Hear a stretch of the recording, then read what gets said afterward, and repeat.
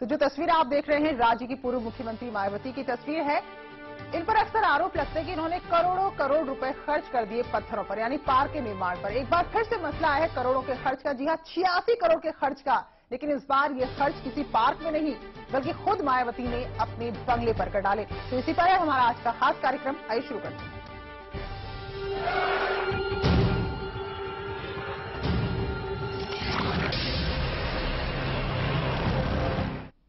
उत्तर प्रदेश की मुख्यमंत्री रहते मायावती अपनी तड़क भड़क शान शौकत के लिए जानी जाती रही थी।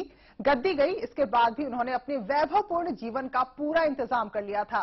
शायद मायावती को सत्ता जाने का अंदेशा पहले ही हो गया था, इसलिए उन्होंने अपने लिए पहले 13 मॉल एवेन्यू का बंगला आवंटित करा लिया और फिर उसको सजाने संवारने, तमाम सुख सुविधाओं को जुटाने के लिए सरकारी खजाने से 86 करोड़, जी हां 86 करोड़ रुपए खर्च कर लिए। और ये खुलासा हुआ शिवपाल सिंह यादव की ओर से दायर की गई आरटीआई से।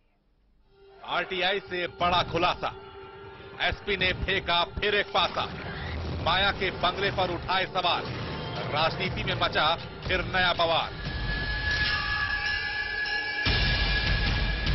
जी हां, उत्तर प्रदेश की पूर्व मुख्यमंत्री और बीएसपी सुप्रीमो मायावती एक बार फिर सुर्खियों में है।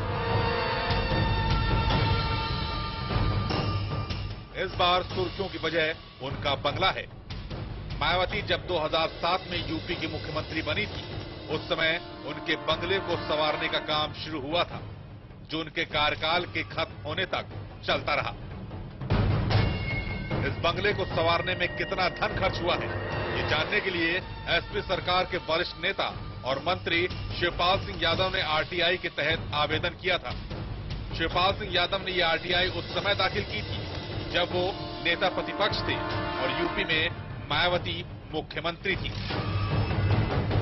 मायावती 1995 में पहली बार इस बंगले में आई और यहीं की होकर रह गई।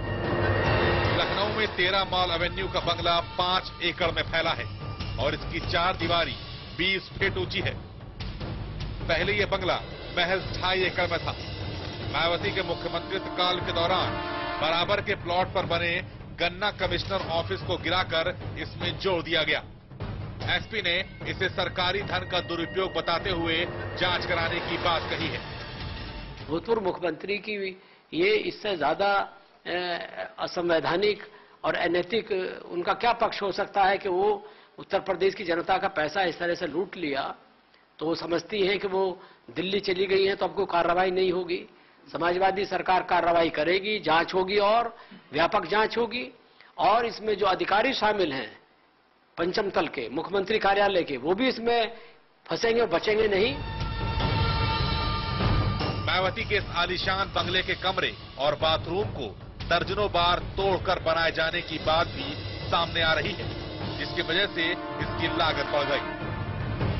बंगले में लगी हर खिड़की की कीमत 15 लाख रुपए बताई जा रही है।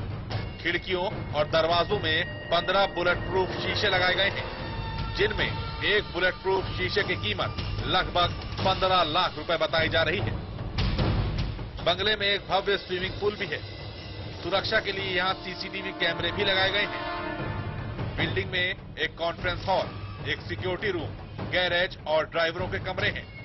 बाहर 20 फीट ऊंची 2 मूर्तियां हैं, एक खुद मायावती की और दूसरी कांशीराम की, जिसके बगल में संगमरमर से बने हाथियों की 5 मूर्तियां भी हैं। इससे अलग इसी कैंपस में 14 बेडरूम वाला एक 2 मंजिला गेस्ट हाउस भी है, जिसमें सभी कमरों में पिंक इटालियन मार्बल फ्लोरिंग है। अब मायावती के इस न्यारे बंगले पर समाजवादी पार्टी ने सवाल उठाए हैं। आरटीआई में मिली जानकारी के मुताबिक इस बंगले को संवारने पर 86 करोड़ रुपए सरकारी धन खर्च हुआ है। इसके बाद समाजवादी पार्टी ने इस पूरे मामले की जांच के आदेश दिए हैं। साथ ही दोषियों पर कार्रवाई की भी बात कही गई है। पवन सिंह सेंगर, सहारा न्यूज ब्यूरो, लखनऊ।